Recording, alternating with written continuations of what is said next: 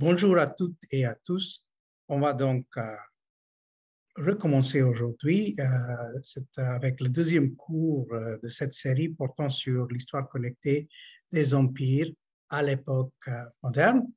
Et aujourd'hui, donc, on passe à un sujet plus précis que la dernière fois, quand on avait donc vu un peu large. Et aujourd'hui, donc, notre sujet, c'est les empires musulmans et notamment ce qu'on a appelé parfois les empires musulmans de la poudre à canon. Et alors, donc, on va tâcher de voir pourquoi cette histoire de la poudre à canon et on va effectivement donc traiter un ensemble de cas et d'espaces en commençant dans la Méditerranée, en allant jusqu'en Asie du Sud et en traitant aussi un peu, mais de passage, l'Asie centrale. Donc, ce sujet nous amène aussi à, comme d'habitude, des considérations historiographiques d'une manière ou d'une autre. Alors, je vais donc commencer comme d'habitude avec mon PowerPoint. Voilà, donc il faut, comme c'est toujours mon habitude, commencer avec un peu de géographie, avec les cartes. Et là, vous voyez qu'il y a en effet trois États qu'on va traiter. L'État de la famille, la dynastie d'Osman, ce qu'on appelle donc l'Empire ottoman, qui ici vous voyez en rose. Puis il y a les Safavides d'Iran au milieu de cet ensemble. Et enfin, sur le versant oriental de cet ensemble, vous aviez les Moghols, ou ce qu'on appelle aussi les Timurides, qui étaient donc les souverains de l'Inde pendant assez longtemps. Alors donc, pourquoi est-ce qu'on a traité, et qui a traité d'ailleurs, ces empires comme des empires de la poudre à canon? Alors, c'était déjà connu que c'était commode de mettre ensemble ces trois empires, parce que manifestement, il y avait des aspects en commun. Si vous regardez par exemple tout simplement l'histoire monétaire, il y a ces trois pièces, des pièces en argent, frappées par ces trois États. L'Akçe ottoman, qui était d'ailleurs la plus petite, puis l'Abbasi des Safavides, surtout au XVIIe siècle, et finalement, ce que vous voyez à droite, la roupia des Moghols, d'ailleurs, qui est un mot assez curieux car ce n'est pas un mot arabo-persan, c'est un mot hindi qui a été donc adopté tout d'abord par les Afghans et par la suite, les Moghols ont aussi continué cette tradition. Et si vous regardez ces trois pièces, vous voyez qu'il y a quand même des aspects, ils ont un visage assez semblable. Ils ont utilisé parfois les mêmes formules, ils ont aussi parfois utilisé les mêmes citations coraniques et ainsi de suite. Donc, il y a quand même, disons, une ressemblance de famille quelque part. Alors, et on sait d'ailleurs que depuis le XVIe siècle, si on regarde les écrits des Européens, souvent, ils vont mettre ces trois États ensemble. En parlant, par exemple, si on regarde les Portugais, on parle du Grand Turc ou Grand Turco, le Grand Sofi ou Grand Sofi, qui est le Safavide, et puis au Grand Moghol, le Grand Moghol de l'Inde. Donc, c'était toujours une espèce de trio qu'on mettait ensemble dans un certain type de réflexion sur l'autre musulman par rapport au soi européen. Alors, mais cette idée de caractériser ces États par le biais de la poudre à canon, c'est beaucoup plus récent. Et en fait, ça remonte jusqu'au dans le milieu du XXe siècle, deuxième moitié du XXe siècle. Et celui qui a proposé cette caractérisation, c'est Marshall Hodgson, donc dans un ouvrage qui a beaucoup marqué surtout le monde anglophone, The Venture of Islam, en 3 volumes. Dans le 3e volume, vous voyez ici, a pour titre The Gunpowder Empires and Modern Times, donc les empires de la poudre à canon et les temps modernes. Alors, ce livre n'a pas été traduit en français. Il y a un autre livre de Hodgson que vous voyez ici, L'Islam dans l'histoire mondiale, qui a été donc publié dans la série des Actes Sud. Donc, juste pour vous donner une petite idée du point de vue de M. Hodgson, je vous cite un compte-rendu qui a été fait de ce livre.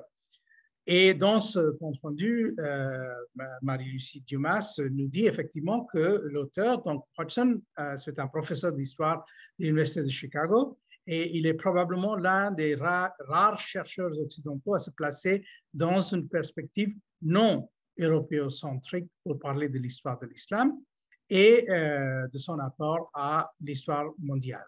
Donc, il fait quoi? Il tente d'étudier la civilisation islamique comme un tout historique et comme un élément majeur dans la formation de la destinée de toute l'humanité. C'est un point de vue, c'est-à-dire l'histoire islamique en tant qu'histoire mondiale ou histoire globale, qui a été suivie par un certain nombre d'autres chercheurs par la suite. Alors donc, Hodgson avait donc un point de vue sympathique plutôt qu'un point de vue hostile, qu'on trouve d'ailleurs chez un certain nombre d'autres chercheurs occidentaux qui ont abordé la question de l'histoire des pays musulmans.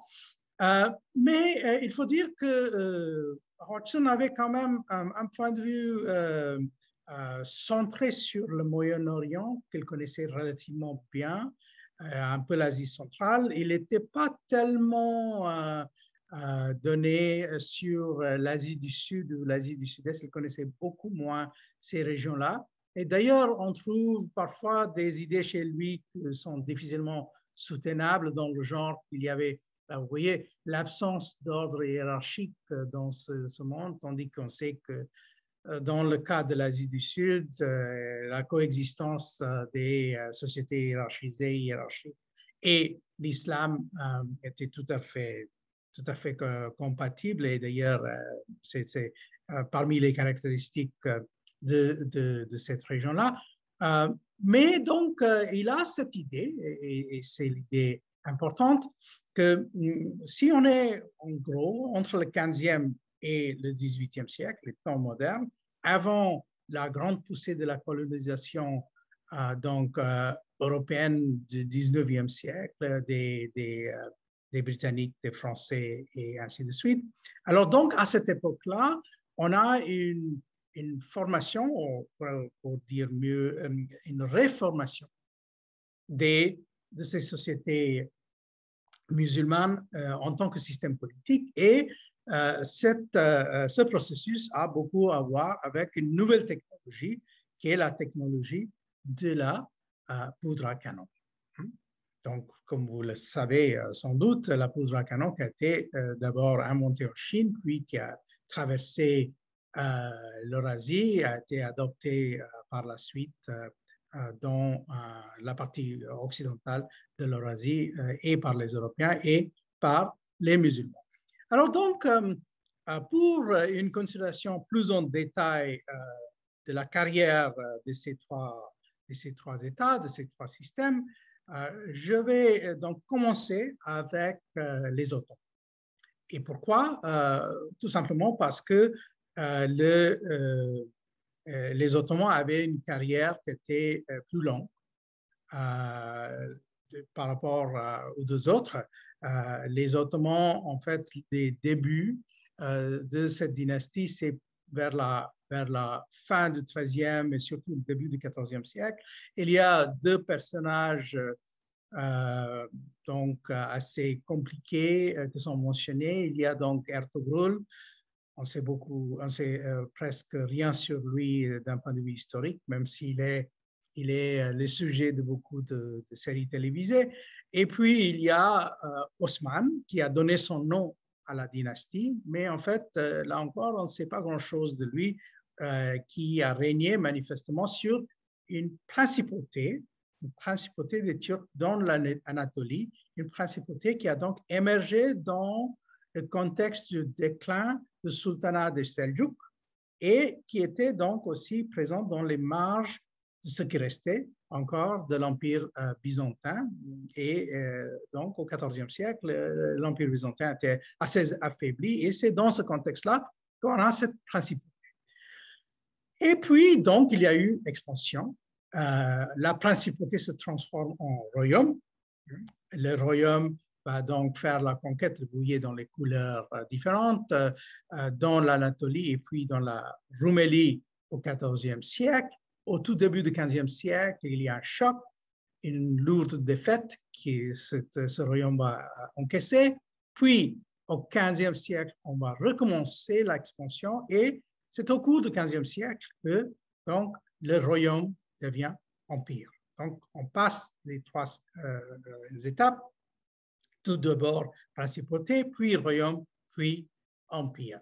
Donc, à la fin du XVe siècle, une fois qu'on a fait la conquête de Constantinople, on est en train de parler d'un empire qui est en pleine expansion. Cette expansion va continuer pendant le XVIe siècle, en couleur de rose, vous voyez ici, en Europe centrale, en Europe de l'Est, et aussi autour de la mer Noire, et finalement, et ça c'est le plus important, dans les pays arabes, Syrie, Liban, Irak, Hejaz, l'Égypte et finalement aussi un peu le Maghreb. Voilà, donc un processus assez compliqué et donc du coup, on est en train de parler de système qui remplit, si vous voulez, tous les aspects de la définition qu'on a discuté la dernière fois. On a taille, on a diversité écologique, on a diversité de population, on a beaucoup de langues parlées, on a aussi plusieurs religions présentes qui sont donc plus ou moins tolérées par les Ottomans, à une exception près, c'est-à-dire les Ottomans, normalement, ne sont pas très tendres envers les chiites, même s'il y a parfois des populations chiites, mais ils ont des problèmes avec les chiites et aussi les alavis, qui sont donc plus ou moins apparentés aux chiites, car la dynastie ottomane est une dynastie sunnite. Alors, donc, pour le lecteur francophone, on a beaucoup de matériaux sous la main pour ceux qui ont envie d'étudier cette dynastie. Je vous donne juste deux exemples. À gauche, vous aviez donc l'ouvrage sous la direction de Robert Montron, Histoire de l'Empire ottoman, qui donne un bilan. Je dirais que c'est un ouvrage plutôt traditionnel dans sa conception, mais il y a plusieurs grands noms des études ottomanes dans le monde francophone qui sont présents, Montron, André Raymond et ainsi de suite. Et puis, juste pour vous donner un autre exemple, vous aviez ici un ouvrage posthume de notre collègue Gilles Weinstein, qui a été donc le professeur de l'histoire ottomane au Collège de France et qui, lui, était donc spécialiste surtout du XVIe et qui a aussi traité le XVe et un peu le XVIIe siècle. Il était quelqu'un qui était un grand travailleur d'archives et il a fait de l'histoire diplomatique, un peu l'histoire économique, certainement l'histoire de la culture politique et ainsi de suite. Donc, en fait, on est gâté si on commence à regarder l'historiographie en français portant sur les Ottomans. Et alors, si on regarde cette historiographie, si on considère la chronologie qui est proposée dans cette historiographie, là, vous voyez en gros, dire 5 phases. Les origines et essors, donc disons en gros à partir de 1320, 1330 jusqu'en 1500. Et cette première époque est marquée entre autres par la prise de Constantinople et la défaite finale des Byzantins. Donc il y a aussi un peu disons, synthèse parce qu'il y a des femmes de la famille byzantine qui vont se marier dans la famille ottomane. Donc, les Ottomans deviennent en quelque sorte aussi les successeurs des Byzantins. Puis, on a ce qu'on appelle normalement l'apogée de l'Empire au XVIe siècle, associé souvent avec le sultan Selim, qui était celui qui a entamé cette expansion du début du siècle, et puis surtout celui qu'on appelle Soliman le Magnifique, mais en fait en turc plutôt Suleiman le législateur, qui a régné presque 50 ans. Et donc, c'est une époque à laquelle on a consacré beaucoup d'attention. Et puis, on passe au 17e, 18e, qui était considéré naguère comme une époque de déclin. Mais aujourd'hui, on a plutôt tendance de penser à ça comme une époque de réorientation associée avec un certain nombre de crises. Vers la fin du XVIIe siècle, l'expansion va plus ou moins s'arrêter. Il y a des traités signés avec un certain nombre de voisins. Et puis, donc, le 19e, quatrième phase, où il y a ce moment de la Tanzimat, ou la réforme. Et finalement, donc, vers la fin du 19e siècle, on commence le démembrement et la fin de l'Empire qui va donc se faire avec la Première Guerre mondiale, donc autour de 1918-20 par là. C'est la fin de l'Empire. Donc, un empire qui a perduré pendant à peu près 6 siècles.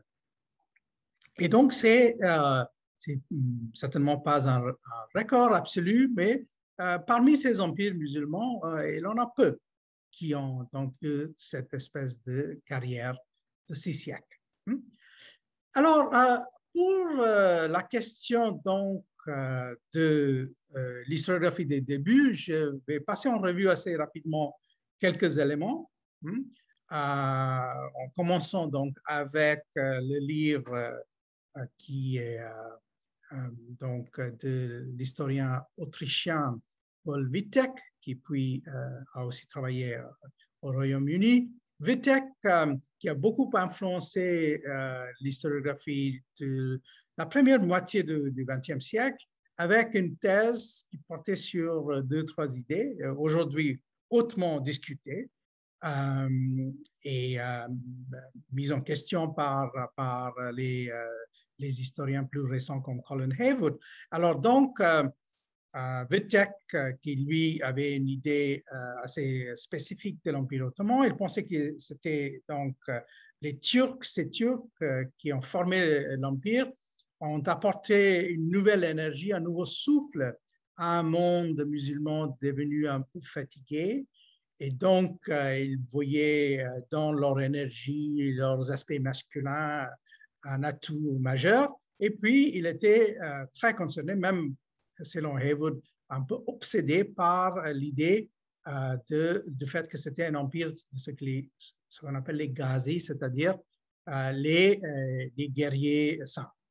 Donc, l'aspect de la motivation religieuse des Ottomans venus d'un coin obscur du monde musulman, c'est quelque chose sur lequel il insiste beaucoup. Donc, l'empire des Ghazis, c'est une formule qui est souvent associée avec lui.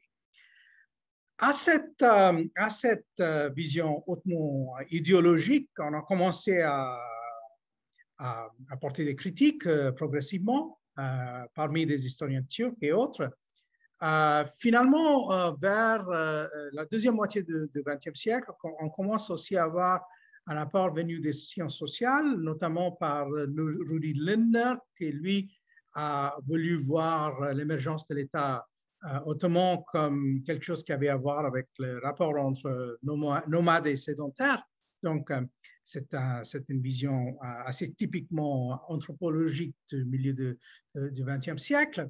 Et puis, on a la dernière contribution d'envergure sur ce sujet de l'émergence des Ottomans de notre collègue Jamal Kafardar de l'Université de Harvard, entre deux mondes. Et lui, en fait, il a à la fois fait le bilan des théories existantes et il a aussi essayé de nous expliquer comment, en fait, les Ottomans jouaient entre ces différentes traditions, les Seljouks, les Byzantins et voire même quelques restes de la tradition mongole qui passaient par les Ilkhan, les Ilkhanides qui étaient présents donc, comme voisins au moment de l'émergence de l'État ottoman sur Osman et aussi sur celui qui est le premier à vraiment avoir laissé des traces concrètes et contemporaines, qui est donc Orhan, qui était le successeur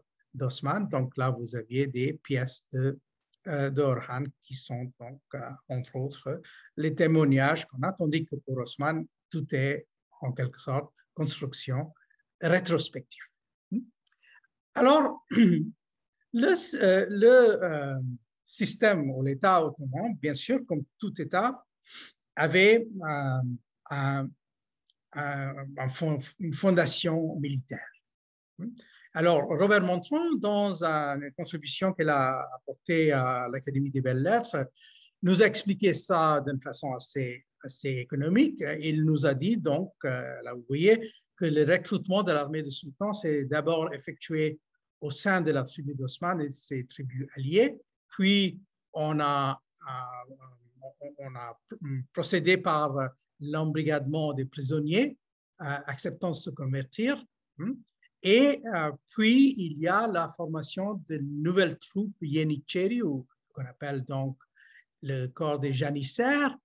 Et alors là, il s'agit d'un corps qui n'est pas d'origine uniquement turque, mais qui est d'origine assez diverse. Et donc, progressivement, il y a une complexité qui va s'affirmer dans la formation de cette force militaire des Ottomans. Alors, les Ottomans, comme je vous ai dit, ont souffert un choc au tout début du XVe siècle. Donc, ça, c'est le moment de Sultan Bayezid. Et à ce moment-là, il y a un affrontement entre les Ottomans et un grand conquérant venu de l'Asie centrale, qui est Temur ou Tamerlan. Alors, qui, lui, donc, a procédé à une conquête un peu tous azimuts. Il a donc son royaume qui est centré sur des régions comme Samarkand et Bukhara. Vous voyez qu'il a fait des expéditions et des conquêtes sur le plateau iranien et instaurant aussi une présence timuride. Il a fait la conquête brièvement de Delhi, mais il a décidé de se retirer de l'Inde. Et puis, vous voyez aussi qu'il avait des confrontations vers l'Est, et notamment, il y a eu donc cette bataille à Ankara contre les Ottomans, où les Ottomans ont encaissé une défaite. Leur sultan a été pris en tant que prisonnier, et c'était une grosse humiliation. Alors, le résultat de cette humiliation, c'est néanmoins un peu paradoxal, parce que les Ottomans vont donc recommencer à partir de cette défaite en prenant quelques éléments de la culture timouride. Donc, il devient, malgré eux, en quelque sorte, des admirateurs aussi du fonctionnement de Timur et des Timurides. Alors, donc, l'historienne américaine Linda Darling, qui a abordé un peu ces questions, nous dit que, donc, vous voyez que le XVe siècle a vu finalement le passage d'une principauté à un empire, disons, elle dit world class empire, donc vraiment un empire qui atteint un standard à l'échelle mondiale. Alors, bon, ça commence avec cette attaque dévastatrice de Temur en 1402.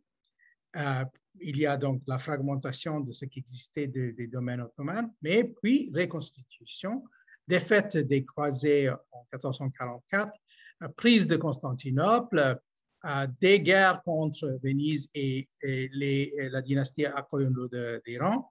Et puis donc, tout ça est accompagné par le développement d'une littérature politique et une culture impériale. Et cette culture impériale, donc, va puiser finalement, pas seulement dans la culture byzantine, pas seulement dans la culture seljouk, bien sûr, mais aussi dans la culture timouride. Et derrière la culture timouride, il faut dire, se cache aussi la culture mongole. Donc, même si, en termes strictement dynastiques ou d'ascendance, les Ottomans n'ont rien à voir avec ces dynasties-là, mais néanmoins, il y a un effet, il y a une influence qui va se jouer sur eux. Alors, donc, au XVIe siècle, c'est en quelque sorte le grand moment de l'Empire ottoman. Et on va donc essayer de faire un petit bilan sur la question de la taille en termes démographiques de cet empire-là. Alors, j'ai pris donc quelques passages d'un article qui a été publié dans les Annales par l'historien Ömer Lütfi Barkan, qui a donc fait un compte-rendu pour apporter le point de vue ottoman sur la Méditerranée de Brodel. Donc, il s'agit de ça. Et là, vous voyez qu'il commence en donnant les chiffres de Brodel sur la démographie de l'époque de Philippe II, donc deuxième moitié du XVIe siècle. Et il nous dit que, selon Brodel, le bloc A, Espagne, Portugal, France et Italie, dans l'ensemble, c'est à peu près 37 à 38 millions. Et puis, l'Empire ottoman, Turquie d'Europe, d'Asie, Égypte et Afrique du Nord, c'est 20 à 22 millions. Ça, c'est selon Brodel. Et alors, tandis que Barkan, qui avait pas mal travaillé sur ce que lui, il appelait les recensements, mais en réalité, ce n'était pas des recensements, c'était des données sur la fiscalité.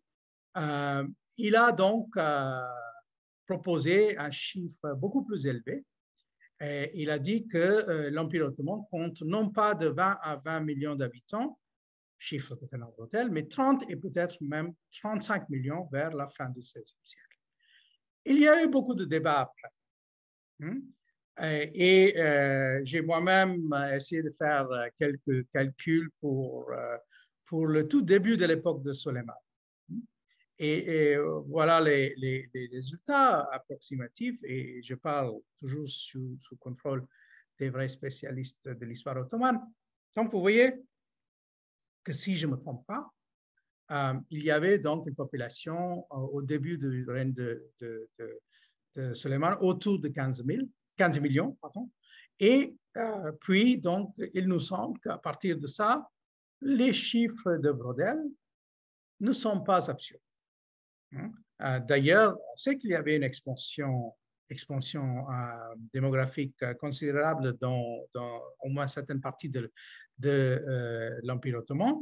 Cela a été donc démontré par Michael Cook et autres. Mais passer de 15 millions à 30 millions nous semble peu probable. Donc, je pense que, et je ne suis pas le seul, je pense que même les spécialistes qui ont édité l'histoire économique et sociale de l'Empire ottoman sont d'accord pour dire, en fin de compte, les chiffres de Barkan sont des exagérations. Il faut revenir vers le bas. Alors, donc, c'est une population considérable au niveau de taille. C'est un territoire assez divers. Donc écologiquement, en termes de type de territoire, il y a toutes sortes de populations, il y a des montagnards, il y a des paysans, il y a des citadins. Donc, il y a plusieurs langues parlées, il y a plusieurs religions présentes. Donc, si vous voulez, c'est très difficile de voir sur quel point de vue on dirait qu'au XVIe ou au XVIIe siècle, l'Empire ottoman n'était pas un empire. C'était aussi un État qui avait une grande armée. Et là, vous voyez quelques peintures ottomanes du XVIe siècle. Et donc, à gauche, vous avez les campagnes de Soleiman dans l'Hongrie. Et puis, à droite, c'est une peinture vers les années 1570. Et là, vous voyez assez clairement la présence des armes à feu. Donc, des armes à feu, poudre à canon. Et donc, ces armes à feu qui sont apparemment assez important pour les Ottomans. Et on continue à discuter cette question. Quel est le rôle des armes à feu? Quel est le rôle des canons, mais aussi des fusils à mèche surtout? On a pas mal de données sur les participants dans l'armée, qui étaient donc ceux qui ont manipulé ce type d'armes. Ici, vous aviez donc le livre de l'historien hongrois Gábor Ágoston portant sur les guns for the Sultan, donc les canons et les armes à feu du sultan. On a aussi pas mal de données sur le fonctionnement de la production des Ottomans. Et d'ailleurs, on sait déjà qu'en 1453, des armes à feu, les canons étaient présents. Mais c'est surtout au début du XVIe siècle qu'on parle d'une importance plus considérable. Là, vous aviez une représentation européenne d'un janissaire avec son fusil à mèche.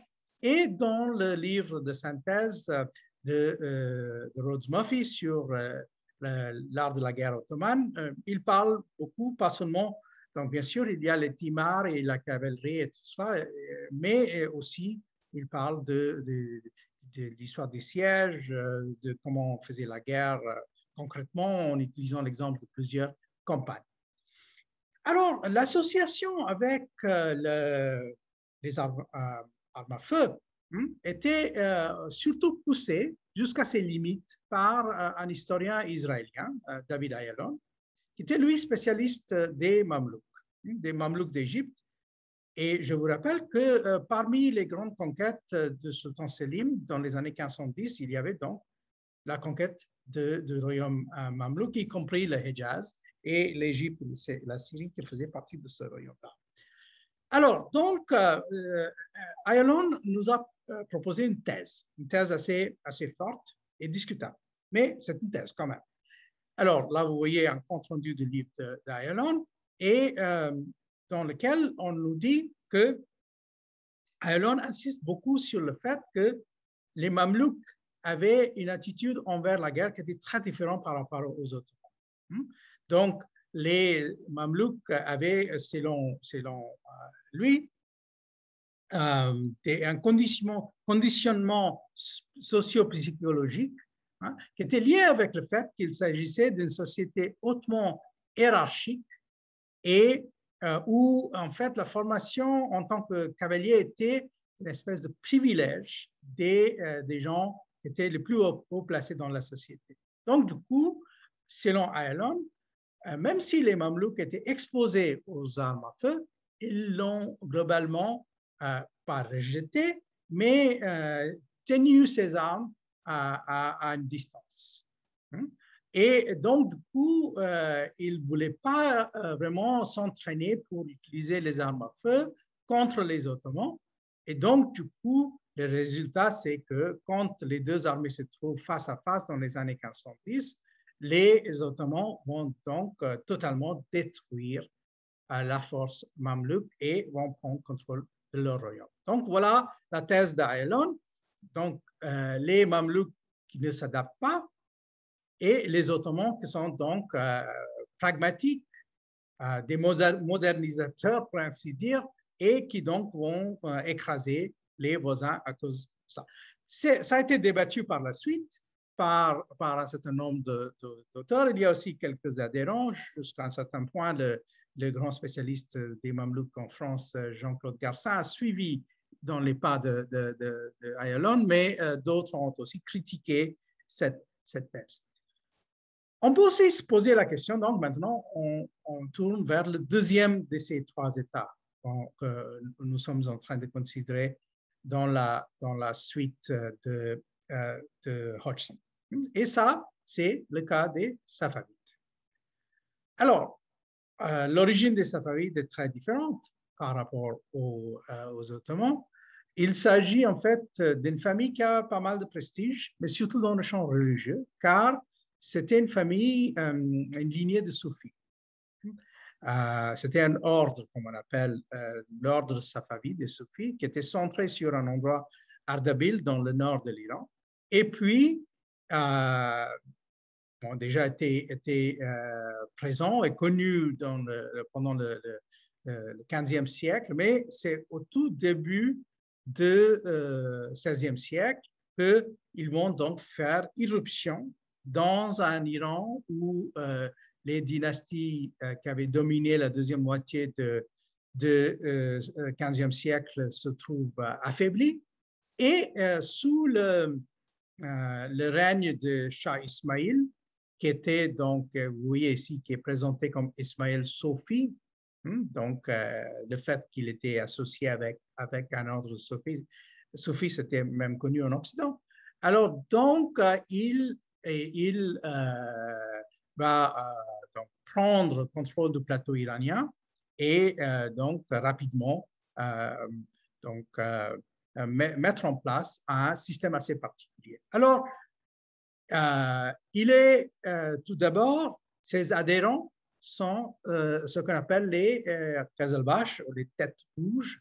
Ce sont donc souvent des Turcomans et ils sont souvent donc organisés dans des systèmes, disons, grosso modo, on peut appeler tribal. Donc, de ce point de vue-là, ce n'est pas entièrement différent par rapport au tout début de l'État ottoman, sauf qu'il y a donc à la tête du système cette présence de la dynastie Safavid.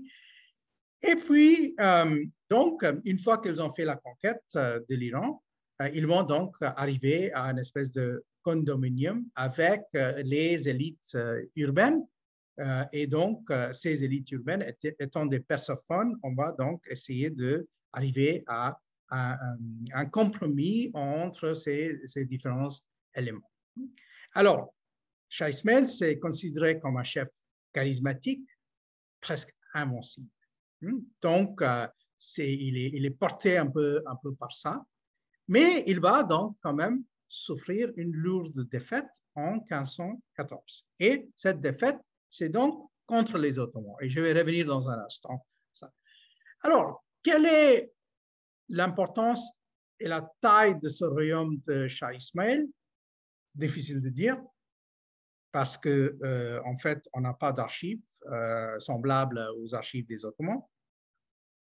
Mais si vous regardez les deux éléments ici, donc si on compare les villes à gauche de l'Empire ottoman avec les villes de l'État safavide, vous voyez que l'urbanisation chez les Safavides est beaucoup plus faible. Tabriz est la ville la plus grande à l'époque de Shah Ismail, qui compte donc 80 000 habitants, tandis que le Caire et Istanbul sont beaucoup plus grands. Puis on a Hormuz, on a Isfahan, on a Shiraz, on a Kashan et ainsi de suite, donc des villes assez moyennes.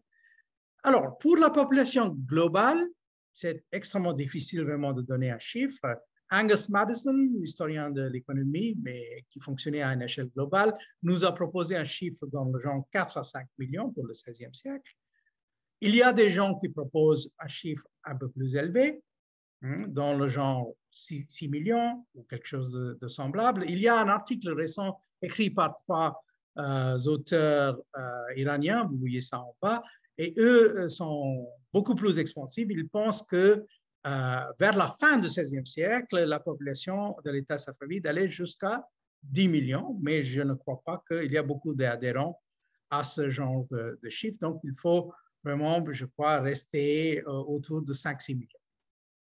Donc, du coup, vous voyez que c'est beaucoup plus petit que l'État l'Empire ottoman. Mais ce n'est pas forcément ça qui compte quand on est en train de parler d'une bataille, parce que vous voyez qu'en fin de compte, ce n'est pas toute la population qui va se mettre sur le champ de bataille. Vous voyez ici un peu l'extension des territoires des Safavides. Il y a des régions qui sont donc disputées. Sur le nord-est, il y a la région de Khorasan, où il y a toujours des disputes avec les sultans Shaybanides et autres de l'Asie centrale. Puis il y a sur l'ouest la région qui est donc disputée avec les Ottomans. Et finalement, vous aviez donc le plateau iranien qui n'est pas connu pour une énorme densité démographique, qui d'ailleurs l'agriculture n'est même pas capable de vraiment de soutenir une population extrêmement dense. Mais néanmoins, il s'agit de savoir comment en fait on concevait la guerre chez les Safavides. Est-ce que c'était aussi des gens qu'on peut classer comme des gens portés par la poudre à canon? Voilà donc une petite description dans l'Encyclopédia Iranica de la bataille de Chaldiran, cette grande bataille d'août 1514 entre les Ottomans et les Safavides. Donc, 22 août 1514, Selim atteignit Chaldiran et la bataille eut lieu le jour suivant. Lorsque les Ottomans sont arrivés, l'armée safavide, comptant environ 40 000 soldats, attendait sur place. Donc, il y a deux commandants ayant une connaissance de première main des tactiques ottomanes et ils ont exhorté Ismaïl à attaquer immédiatement.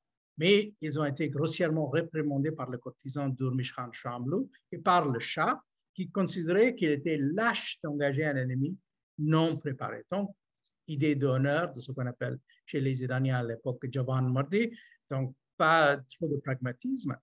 Cette erreur qui a permis aux Ottomans de préparer leur défense s'avérait coûteuse pour les Safavides. Après quelques succès initiaux contre l'aile gauche ottomane, Ismaël décida de renouveler son attaque sur le centre et, ce faisant, joua droit dans les mains des Ottomans.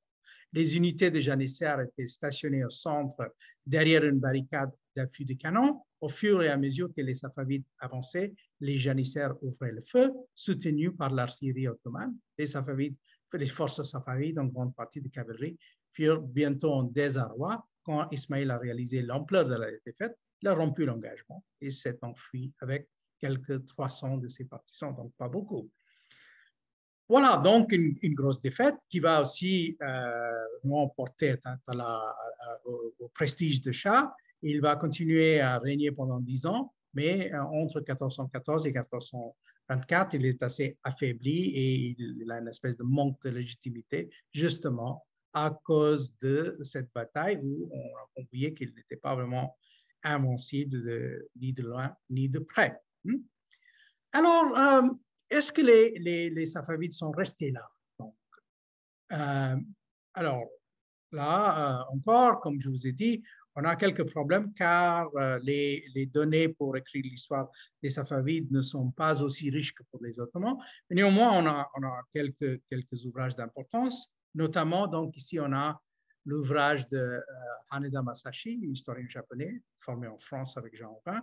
Et dans son livre, il nous démontre en fait l'évolution des Safavides, en commençant avec une armée qui était formée par ces Turcomans, ces tribus de tête rouge. Et puis, il y a une lente évolution, il y a l'incorporation de plus en plus d'esclaves, il y a aussi l'incorporation de plus en plus de gens divers qui n'étaient pas forcément des Turcomans.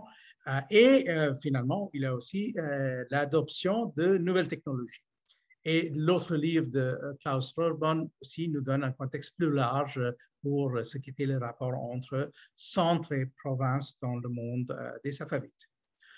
Donc, du coup, à la fin du XVIe siècle, les Safavides aussi vont évoluer dans le sens d'un système qui va adopter au moins en partie les armes à feu. Donc là, vous voyez par exemple à droite une peinture qui démontre une attaque par les Safavides contre les Portugais dans le Golfe Persique. Et en fait, vous voyez que les deux côtés ont des arcs et des flèches et des armes à feu. Donc, les Safavides aussi ont changé. Et en général, on sait que c'était un peu la direction de l'évolution. Donc, on peut dire que, certes, il y a une influence des armes à feu, même si, disons, il n'y a pas eu une transformation totale du système militaire safavide, mais reste un problème. C'est-à-dire, faut-il traiter l'Iran safavide comme empire ou non? Et là, vous voyez que je ne suis pas le seul à me poser cette question. Ça a été posé par un certain nombre d'autres chercheurs, y compris Rudi Maté, un chercheur néerlandais qui travaille sur l'Iran safavide. Et alors, donc, comme il dit ici dans le résumé de cet article en anglais, résumé français, il dit que jusqu'à maintenant, l'État safavide s'est vu attribuer le statut d'empire de poudre à canon. Donc, vous voyez la formule de Hodgson. Pareil aux États ottomans et moghols. Mais il voit des différences. Il voit des différences de côté structure et en fait, il pense qu'il y a plus de cohérence interne chez les Safavides. Autrement dit, il y a moins de diversité. Et puis, il y a aussi quelque chose d'autre qui sont les faiblesses en termes de ressources économiques. Là, on a déjà vu qu'il y a le problème de la démographie. 6 millions à peu près pour l'Iran contre, disons, 22 ou 20 millions pour les Ottomans. Donc, il y a un État qui fait 3 fois la taille de l'autre. Bon, disons que dans la même espèce, parfois il y a les caniches et les bergers allemands, ils sont tous les deux des chiens. Alors donc, ici, on est dans une situation où il faut probablement poser la question de notre manière. Et quant à la diversité, qu'est-ce qu'on peut dire? Il y a certes un certain niveau de diversité chez les Safavides, surtout vers la fin du XVIe, début du XVIIe, car il y a au niveau religieux, alors les Safavides n'ont pas beaucoup de tolérance envers les sunnites, ils deviennent de plus en plus des chiites duodécimains eux-mêmes, des Isna Ashri, mais il y a quand même quelques populations juives ici et là, il y a quelques populations zoroastriennes ici et là dans des villes, et puis il y a aussi des Géorgiens et surtout les Arméniens qui font partie des domaines de Shah Abbas à la fin du XVIe, début du XVIIe siècle et qu'il va installer même dans la ville capitale. Quand j'ai parlé des marchands, des réseaux de marchands arméniens, j'ai traité cette question plus en détail. Donc, côté religion et côté ethnique, il y a une certaine diversité, mais disons que c'est un domaine beaucoup plus compact, beaucoup plus restreint et en fin de compte, beaucoup moins divers que le cas ottoman. Donc, voilà la question qui se pose et on a donc bien sûr des points de vue qui sont divergents. Les uns voulant classer l'Iran safavide entre les empires et les autres montrant une certaine réticence. Je passe maintenant au troisième cas que je vais traiter d'ailleurs d'une façon un peu plus rapide. Je vais traiter ça d'une façon plus rapide car c'est mon sujet pour le 6e cours, quand je vais parler essentiellement de l'empire moghol ou timuride. Donc, vous voyez que au niveau d'ailleurs de la chronologie, les Safavides ont duré un peu plus que 2 siècles, entre le début du XVIe et vers les années 1720. Les Moghols en Inde ont une carrière un peu plus longue, c'est-à-dire, si on parle d'une façon strictement technique, 3 siècles et peu, entre le début du XVIe et le milieu du XIXe. En réalité, déjà à partir de la deuxième moitié du XVIIIe siècle, les Moghols ou les Timurides ne comptent pas pour beaucoup. Mais là encore, les origines sont assez différentes par rapport aux Safavides et aux Ottomans. Les Ottomans donc ont des origines relativement obscures. Les Safavides ont des origines disons, dans un contexte religieux et les Moghols en Inde ont quand même une double ascendance prestigieuse. Ils sont tout d'abord, ils ont une ascendance directe qui va jusqu'à Temur, car le premier des conquérants moghols à s'installer en Inde, Zahiruddin Mohammad Babur, était donc directement descendu de Temur. Mais puis, il y a aussi, et ça c'est un peu plus compliqué, une ascendance par la voie féminine qui vient de Genghis Khan. Donc, ils ont aussi ce lien, pas seulement, disons, une affirmation, mais vraiment une réalité d'une présence d'une tradition tchéngizide chez eux. Alors, les Moghols arrivent en Inde du Nord. Babur a fait quelques tentatives avant, dans les années 1510. Avant, il s'était installé à Kaboul. Mais c'est en 1526 qu'il va donc faire un pas décisif avec la défaite qu'il va infliger à la bataille de Panipat au sultan Lodi de Delhi.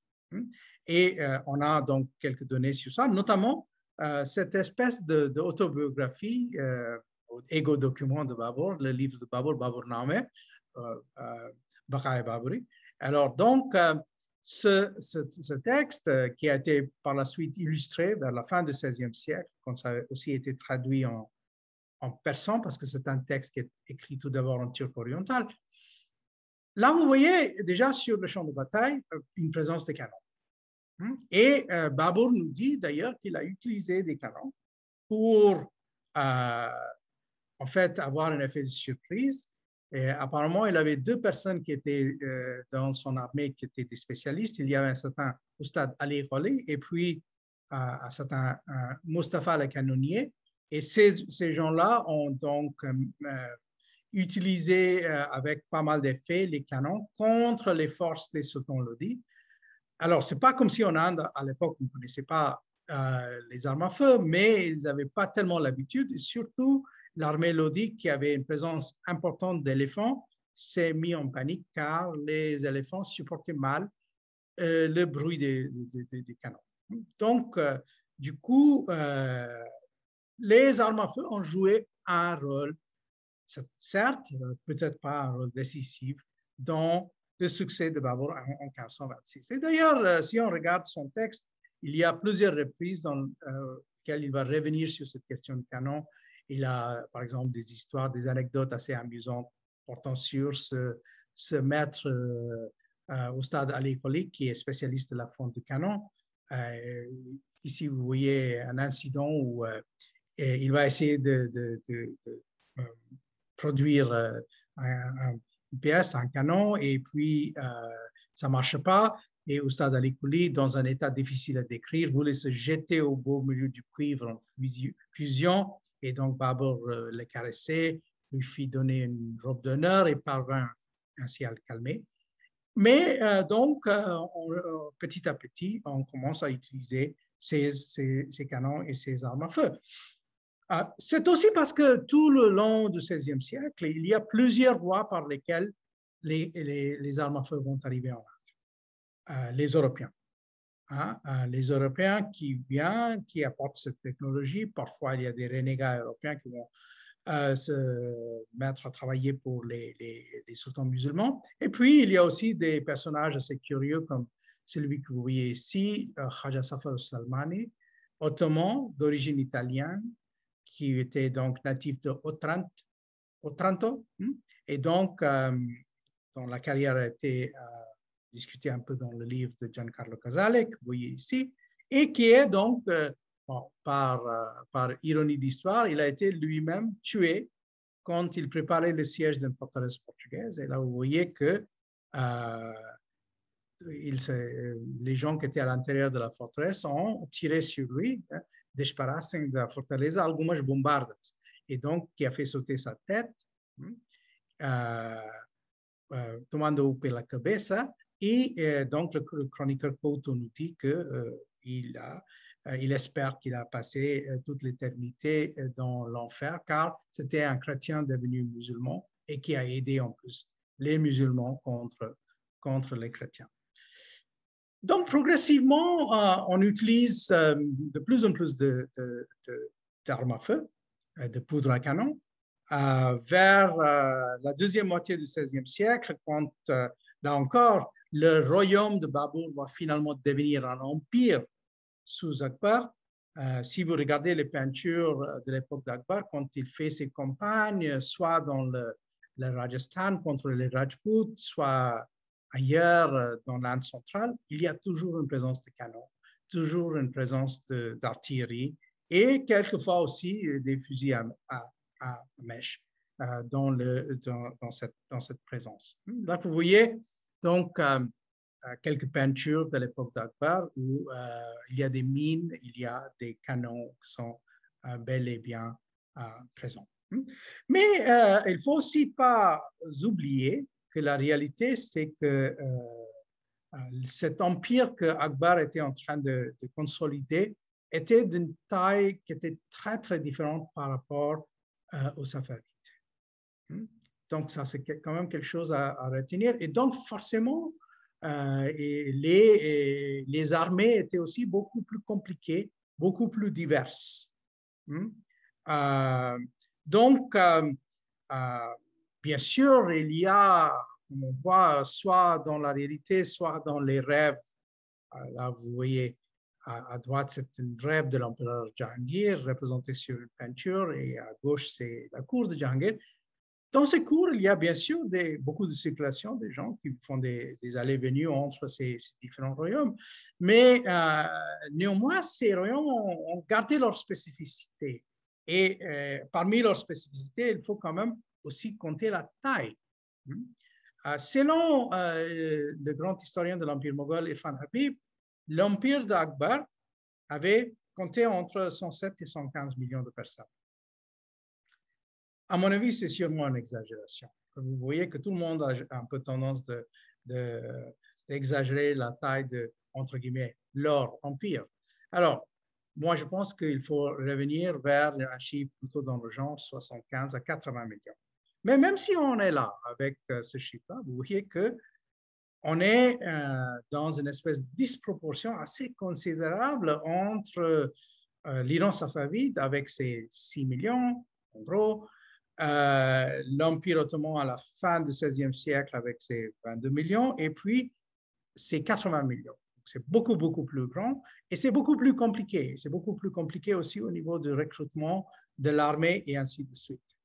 Donc, si on regarde les derniers ouvrages qu'on a publiés sur la guerre chez les Moghols et aussi le livre de l'historien d'Aligarh, Iqtidar Alam Khan, portant justement sur poudre à canon et les armes à feu.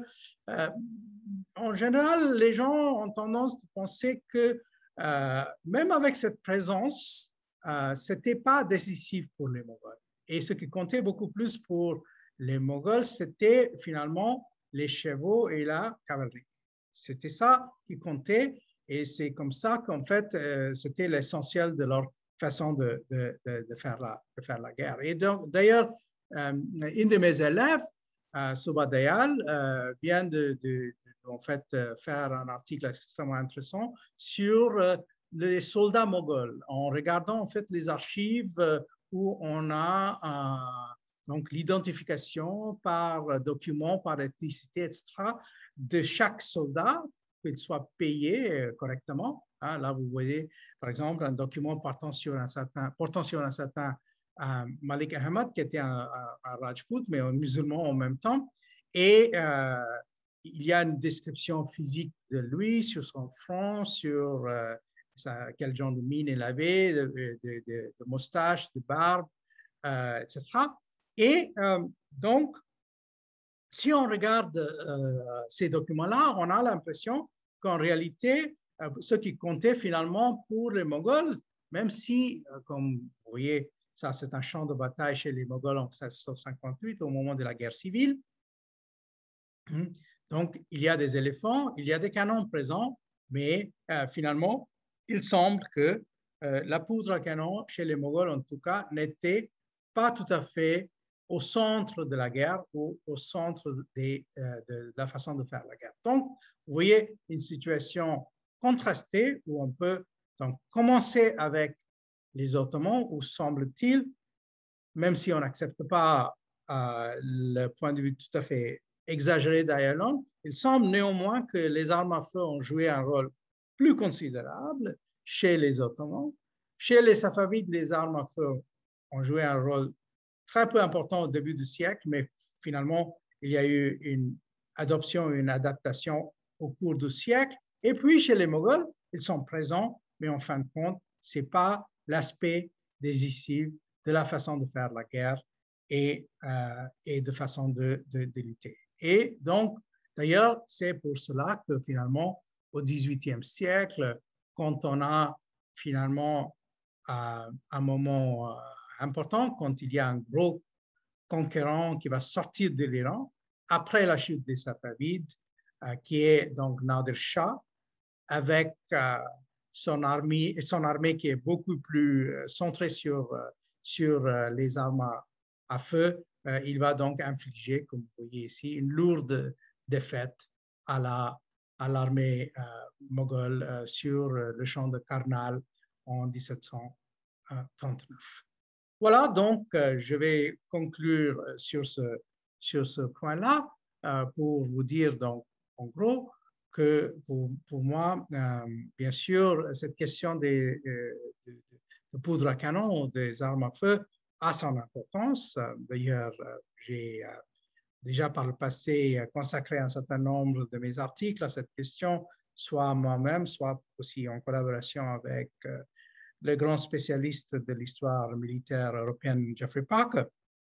Mais néanmoins, je pense qu'il faut savoir distinguer entre ces trois États à plusieurs niveaux, mais aussi au niveau de leur attitude vers l'importance de la poudre à canon. Donc, voilà pour ce qui est de l'hypothèse de M. Hodgson, mais qui reste néanmoins un travail et un ouvrage tout à fait intéressant et important. Je vous remercie de votre attention.